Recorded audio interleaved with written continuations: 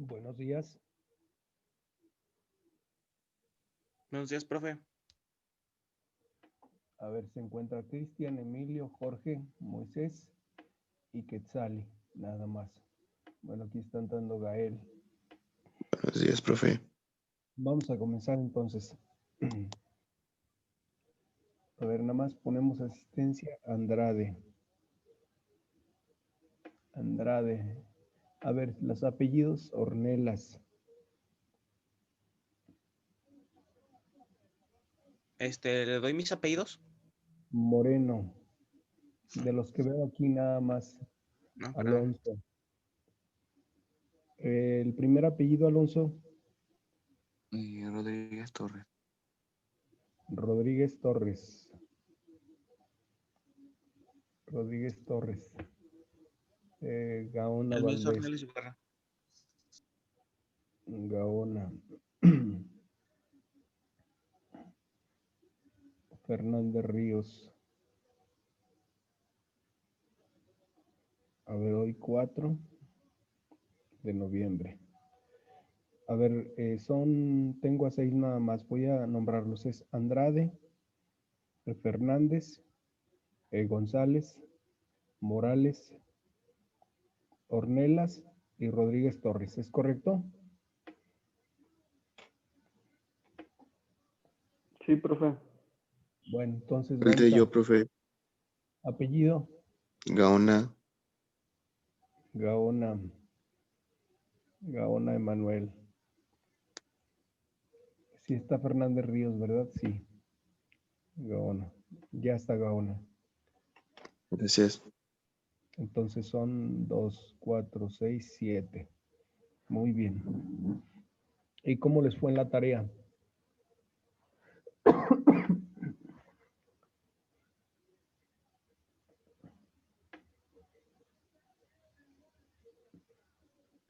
¿Qué fue lo que encontraron en la tarea? ¿Qué es lo que entendieron de la tarea?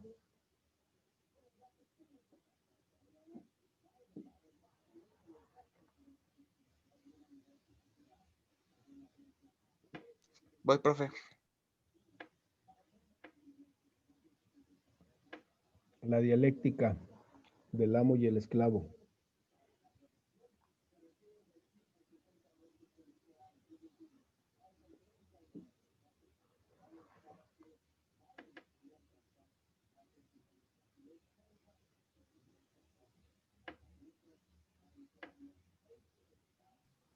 A ver, dice, aquí de lo que tengo yo es que la dialéctica del amo y el esclavo, en alemán, Herrschaft und Knechtschaft, es el nombre de un famoso personaje que se encuentra en el libro fenomenológico del espíritu de George Wilhelm Friedrich Hegel. Y también dice que lo que el ser humano desea es el ser deseado por otro ser humano. En otras palabras, ser reconocido por otro. Entonces, el deseo humano es fundamentalmente deseo del reconocimiento. Por lo tanto, según Hegel, lo propio del ser humano es imponerse sobre los demás. Esa sería la naturaleza del ser humano, imponerse sobre los demás. Según Hegel. ¿Algo más? Pues hasta ahora todo lo que pude encontrar. Muy bien, Emilio. ¿Alguien más?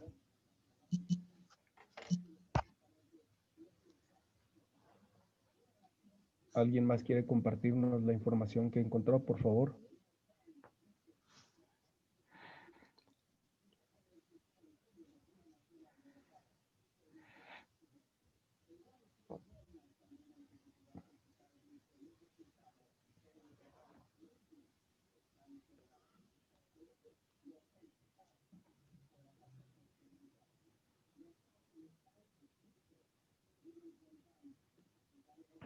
Yo, profe, voy. Solo abro el archivo. Está bien, Eduardo.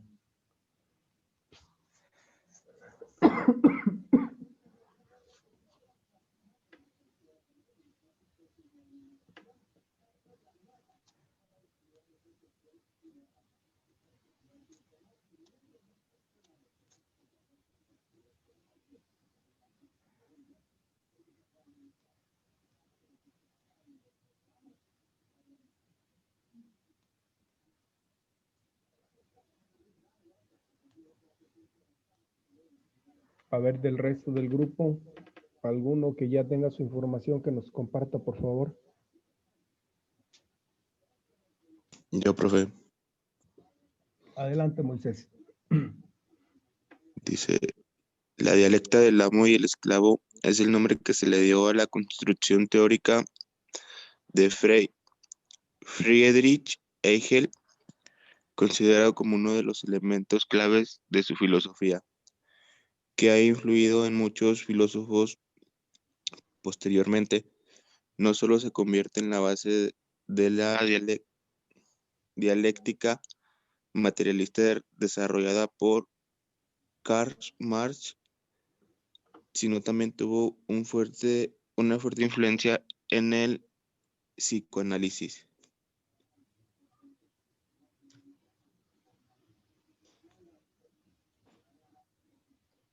¿Algo más? ¿Algo más? No, profe.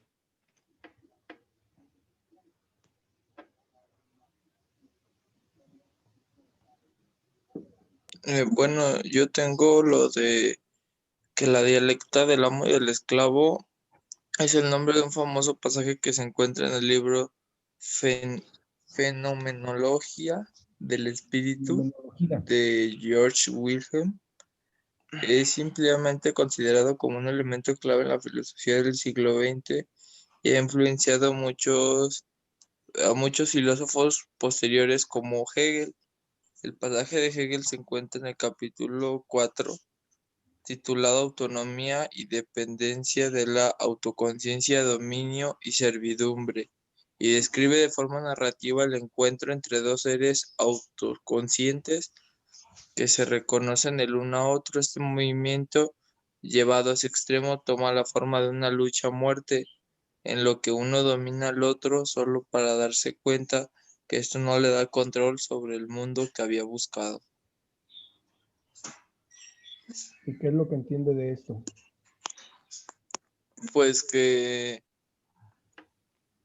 bueno, que Hegel pone como en su pasaje, pone como un ejemplo en el que pues dos personas se llevan al extremo, ¿no? Como para sobrevivir o para ver quién domina el uno en el otro, que siempre alguien va a querer que siempre alguien quiere dominar. ¿Pero eso es parte de la naturaleza del ser humano o es parte de la misma estructura social?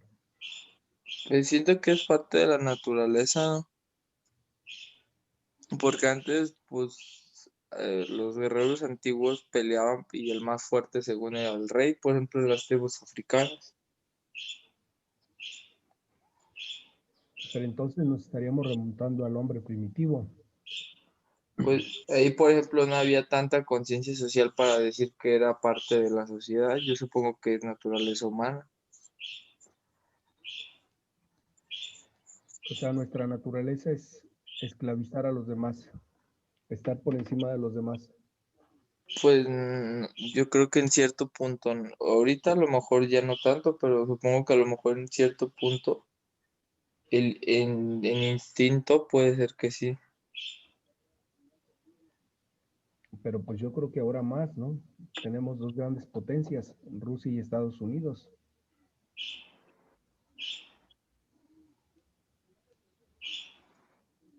O sea, analícenlo.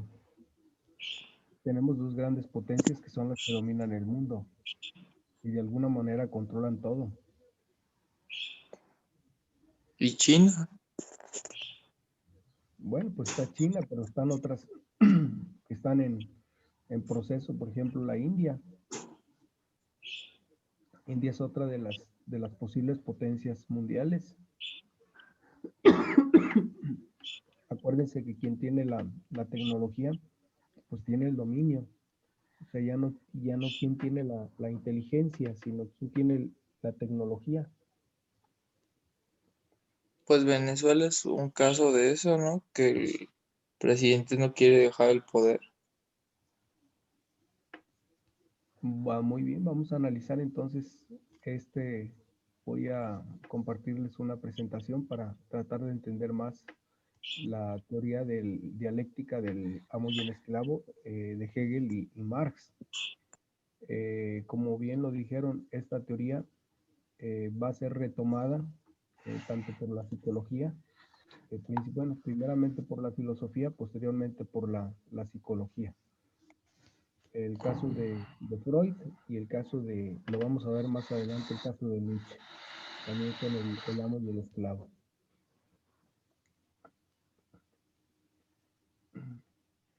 Del idealismo al materialismo, Hegel y Marx. La Revolución Francesa marcó un hito en el mundo moderno.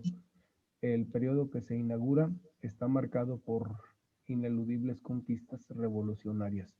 Y pues sí, ustedes saben que cuando un pueblo es oprimido,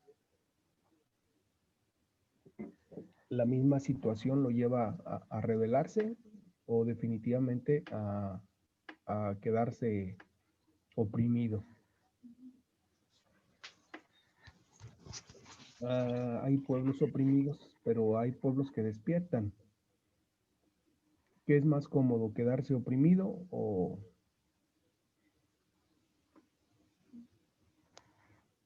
levantarse?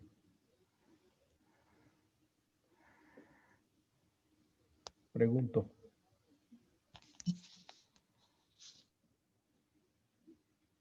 Con profe, perdón, se cortó, no escucho bien. ¿Qué es más sencillo, quedarse oprimido o levantarse? Quedarse. Levantarse. A ver, por aquí hay una diferencia.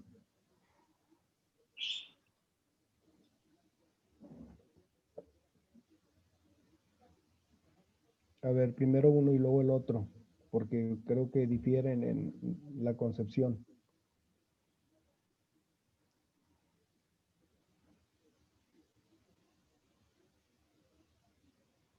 O sea, más cómodo, siento que como que el humano siente que es más cómodo quedarse oprimido, pero es más difícil levantarse y, digamos, contra algo que no consideras que está bien,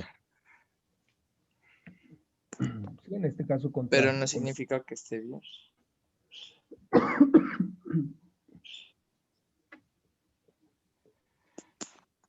Sí, pero la tendencia de la opresión, hay grupos que están más tranquilos oprimidos y hay grupos sociales que logran levantarse. Y es pues lógico, cuesta más levantarse en contra de un sistema que seguir oprimido. Bueno, vamos a ver, Eduardo, ayúdenme a leer, por favor.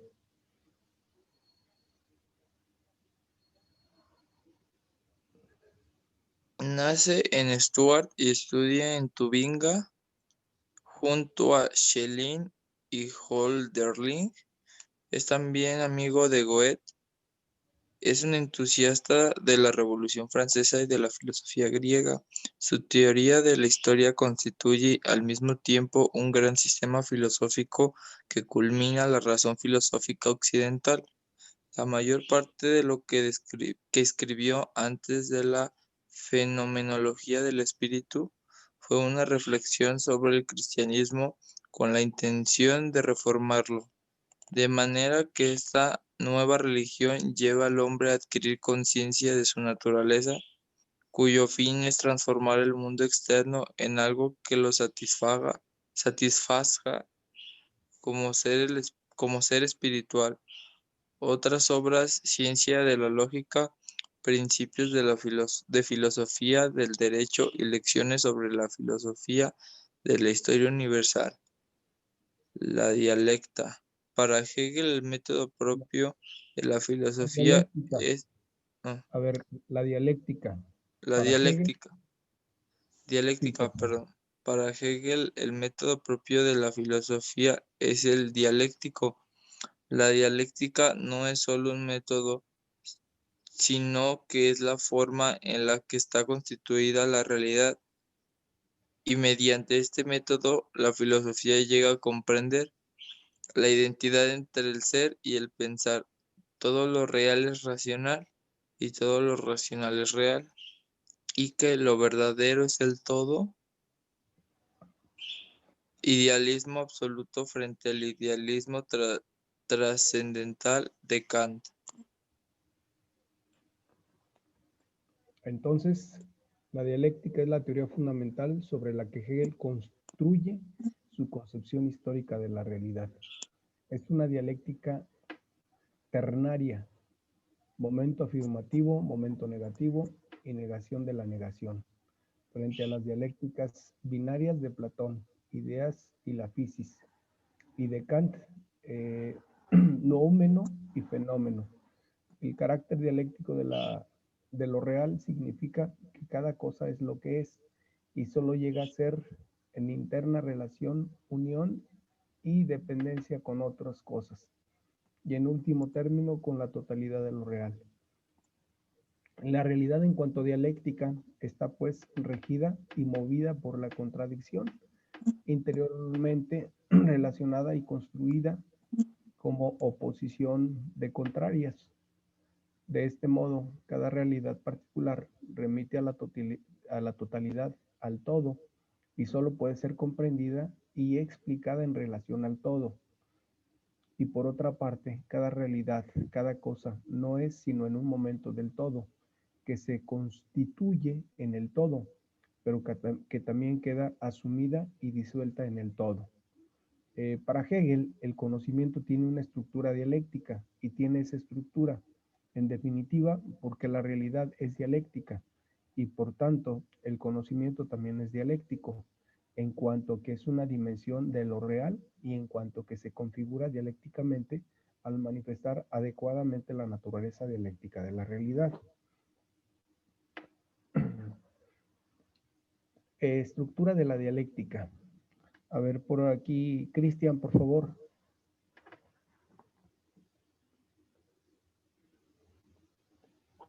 Sí, profe. Para Hegel, la dialéctica no se limita a ser un método del conocimiento, sino que es algo más. Constituye la naturaleza y la estructura de lo real y por ello es por lo que el modo de proceder del conocimiento, la estructura y esencia de la dialéctica es todo complejo constituido por tres momentos o aspectos implicados entre sí. 1. Momento abstracto positivo. 2. Momento dialéctico negativo. 3. Momento especulativo o sintético, que se convierte inmediatamente en tesis del proceso siguiente, a la que se opondrá la antítesis para dar lugar nuevamente a una síntesis que será a la vez la tesis del proceso siguiente. Toda esta en constante progreso dialéctico. En Hegel, las contradicciones se van a convertir en algo positivo, el motor del saber y la realidad. La negatividad es el motor del proceso dialéctico. Entonces el espíritu se convierte en espíritu absoluto al autoconocerse en su desarrollo. Lo absoluto es primero. Estamos hablando, la idea es el inconsciente del sí, que se enajena en la naturaleza, es decir, que se convierte en lo más opuesto a lo material, para, a través de un desarrollo histórico, llegue a ser consciente de sí. Estamos hablando del espíritu absoluto. La filosofía y el espíritu, la filosofía del espíritu. Trata del espíritu de real, de los sucesivos momentos en que el espíritu se manifiesta como tal. Tiene sus propuestas en la idea lógica y la naturaleza, aunque en cierto sentido es anterior a ambas. El espíritu emerge de la naturaleza en forma de espíritu subjetivo y sus siguientes fases dialécticas son espíritu objetivo y el espíritu absoluto. El espíritu subjetivo, en esta fase el espíritu es todavía inconsciente de todo lo que es. Espíritu solamente para nosotros, pero no para sí mismo. Se opone a un mundo natural que aún no ve como suyo y por ello continúa en gran parte esclavizado a su opuesto. Un espíritu ligado a la naturaleza tiene tres momentos: la parte antropológica, la parte fenomenológica y la parte psicológica. En cuanto a la antropología, estamos hablando de un alma natural, un alma real y una conciencia. En cuanto a la fenomenología, estamos hablando de una autoconciencia social y una autoconciencia universal. En cuanto a la psicología, hablamos de un espíritu teórico, un espíritu práctico y un espíritu libre. ¿Qué significa todo eso? Vamos con la primera. Si hablamos de una antropología, hablamos propiamente de una conciencia de nuestra realidad natural. Por eso hablamos de un alma natural. Es decir, los seres humanos, por el simple hecho de ser seres humanos, estamos inclinados a nuestra naturaleza. Ahora, esa naturaleza debe ser consciente de la realidad que le circunda. El problema es que no siempre hay conciencia en nosotros. Muchas veces oramos por inconsciencia. No sé si me explico. Es decir, nuestros actos no siempre son conscientes. No siempre estamos conscientes de lo que hacemos. Entonces, por lo tanto, nuestra naturaleza se disminuye. Es decir, no actuamos como tales. Por eso, como cuando la gente dice compórtate como tal, significa compórtate como un ser humano racional, porque la naturaleza es racional. El problema es que no hacemos consciente esto. Y esa es una de las grandes realidades que vivimos. Segundo, la autoconciencia social y la autoconciencia universal es propiamente ya no de nosotros, sino de lo que vemos en la realidad. Nosotros vemos una realidad, pero generalmente percibimos una realidad como queremos percibirla. O creemos nosotros percibir una realidad. Por eso uno de los grandes problemas que yo he insistido mucho es que estamos muy acostumbrados a emitir juicios desde mi perspectiva, creyendo que yo tengo la verdad absoluta. E incluso un error más grande todavía, pensar que yo lo sé todo y que el que está al frente de mí es un ignorante. Una tendencia a pensar que la realidad es subjetiva y que lo único objetivo soy yo, o que la única objetividad la tengo yo. Por eso intentamos generalmente imponer nuestra forma de pensar sobre los demás.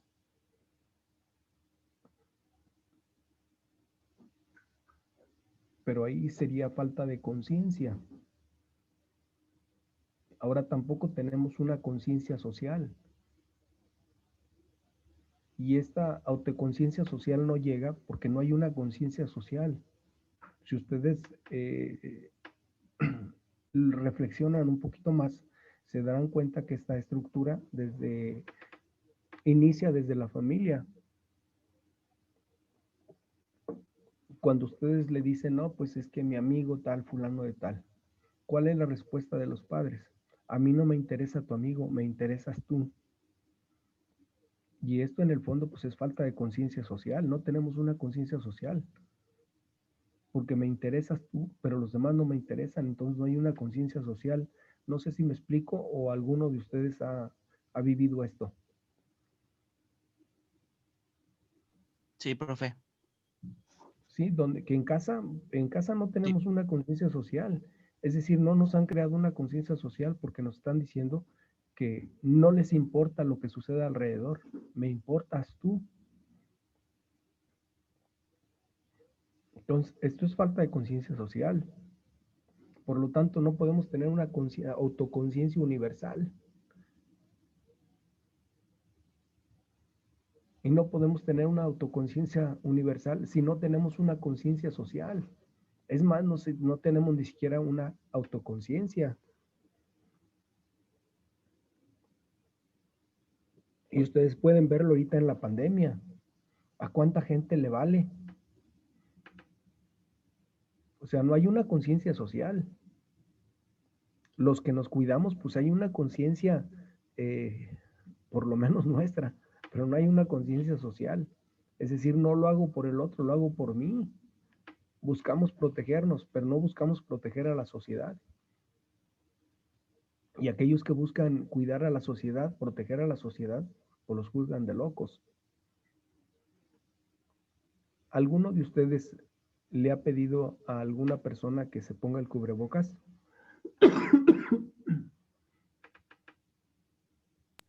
Yo sí. Sí, pero ¿Y se para qué? enojan. ¿Por qué se enojan? ¿Por qué creen que se enojen? Porque creen que, no sé, según en su ideología, piensan que a ellos no les va a pasar nada. Porque como usted dice, nada más se preocupan por ellos mismos y no por los demás. Sí, entonces no hay una conciencia social y esto es un problema real. Entonces, si no tenemos una conciencia social, menos tenemos una autoconciencia universal. Uno de los grandes problemas que no tenemos una autoconciencia universal es que no nos hemos puesto de acuerdo en cuáles son los parámetros éticos para una vida social. No podríamos hablar de una ética universal, puesto que no hay una autoconciencia universal. Las sociedades más altas tienen una autoconciencia social y ustedes pueden comprobarlo. Esta autoconciencia social pues hace que sus sistemas sociales sean más benévolos, más comunitarios. No sé si alguien ha tenido la oportunidad de ir a Estados Unidos. No, yo no. Por ahí, Yo. Cristian. ¿Cómo se vive ya, Cristian? Ay, es muy diferente.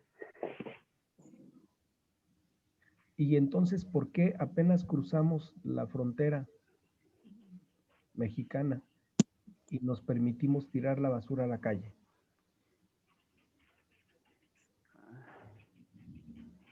No, es que ya sí está todo muy limpio y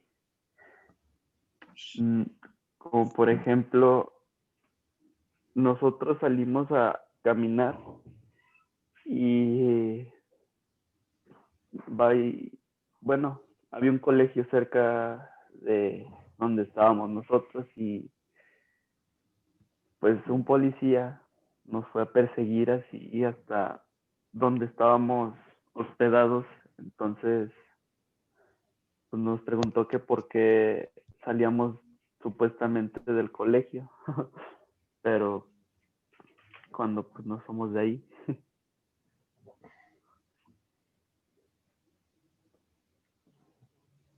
¿Y eso será autoconciencia social? Yo creo que sí. Sí, porque estamos hablando que me preocupa mi sociedad. Es decir, soy policía, me pagan por esto, sí, pero mi tarea es velar por la sociedad en general. Incluso estoy velando por tu seguridad también. Si no eres de aquí, te expones. Entonces, si esto lo trasladamos a países europeos, donde el desarrollo humano es extraordinario, pues nos damos cuenta que hay una autoconciencia social muy clara. Entonces, muy probable que sea factible una autoconciencia universal. Entonces, a nosotros nos falta mucho de eso. Ahora ya no entro en la parte psicológica. Si hablamos de una conciencia, entonces estamos hablando de un espíritu teórico. Es decir, teórico en el sentido de que yo sé lo que sé, pero aquí tiene que ver una conciencia de primero clarificar quién soy, para pasar a un espíritu práctico, cuando ya paso a una conciencia social. Es decir, ya sé quién soy, entonces ya conozco qué es lo que puedo hacer. El problema, vuelvo a repetir, el problema es que no tenemos un conocimiento nuestro. Generalmente nos dejamos llevar por lo que la gente dice. Buscamos aparentar. Entonces, mientras no demos ese paso, no hay conciencia en nosotros. No podemos hablar de una autoconciencia.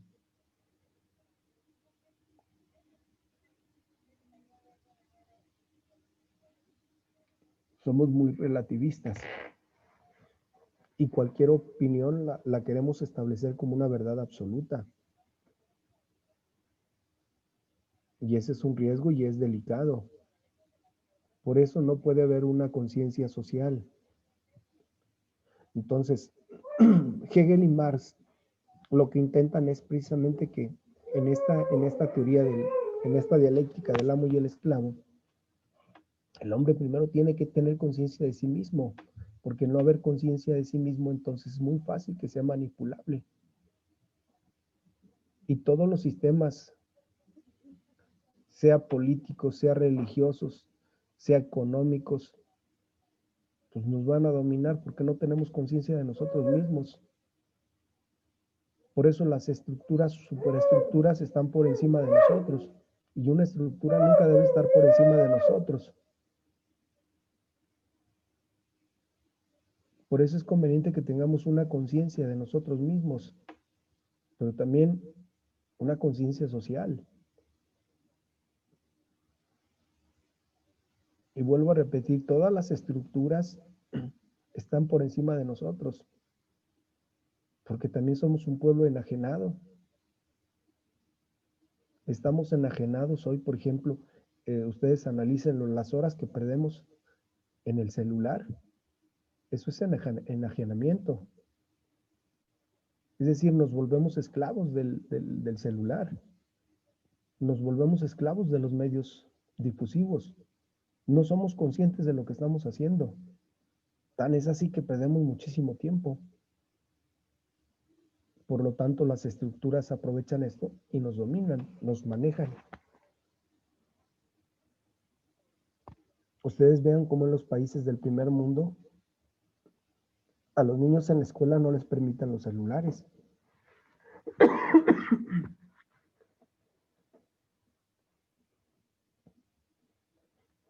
Los videojuegos están hasta cierto punto restringidos porque son enajenantes, nos enajenan. Por eso Marx en su momento dijo que la religión es el opio del pueblo, porque aún así ni religiosamente tenemos una conciencia. Llevamos una religión por tradición, por costumbre, porque los demás lo hacen, pero no somos conscientes porque pues, tampoco la conocemos.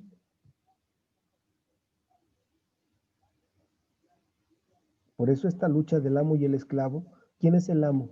Pues quien tiene el dominio sobre los demás. ¿Quién es el esclavo? Pues quien se somete. Y se somete no a la fuerza. ¿Quién de ustedes se somete a la fuerza con el celular? ¿Cuántos de ustedes utilizan celular y dependen del celular? ¿Cuántos de ustedes dependerán de los videojuegos? Por citar algún ejemplo, nada más.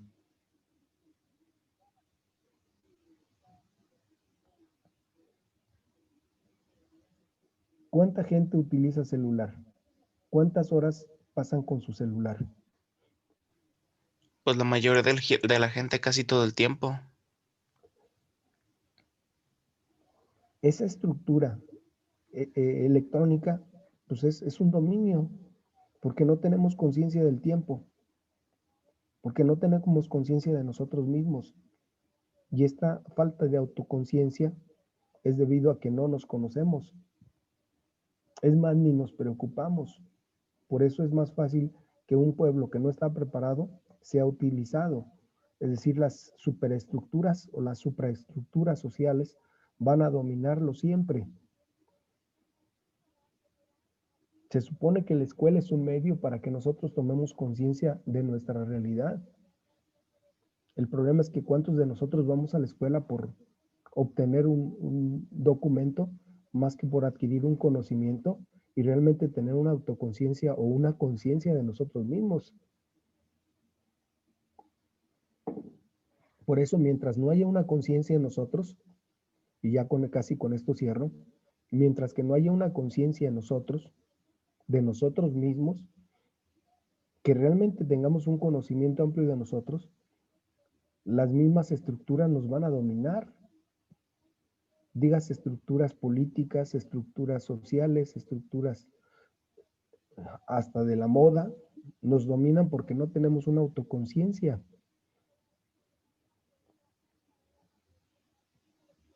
No sé si me explico o les complico la existencia.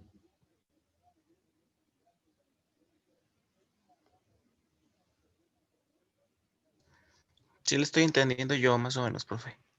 Sí, entonces, una manera de rebelarnos en contra de los sistemas opresores, pues es tomar conciencia de nosotros mismos.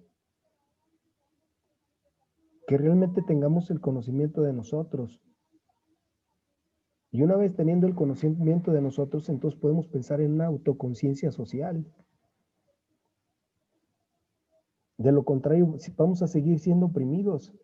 ¿A poco el hecho de traer, por ejemplo, un iPhone que no necesito, última generación? No, pues me siento el súper. Pues esa es opresión. Porque te estás dejando oprimir por un objeto, ni siquiera eres consciente de ello. Ese es el problema, que ni siquiera somos conscientes de que nos utilizan los grandes sistemas económicos. Es decir, no compramos lo que necesitamos. Es como pensar en un auto de lujo de 1 millón para ir a la escuela. Pues es esa falta de autoconciencia.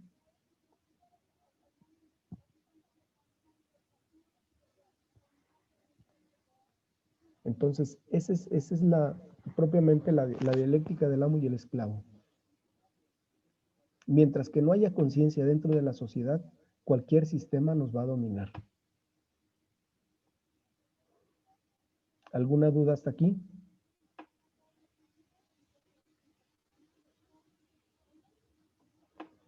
Reflexionen cuántas cosas lo están dominando.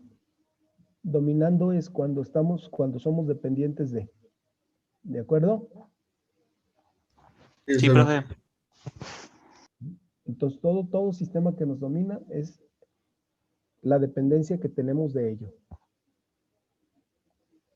Mientras no nos conozcamos, vamos a seguir siendo dominados por cualquier sistema político,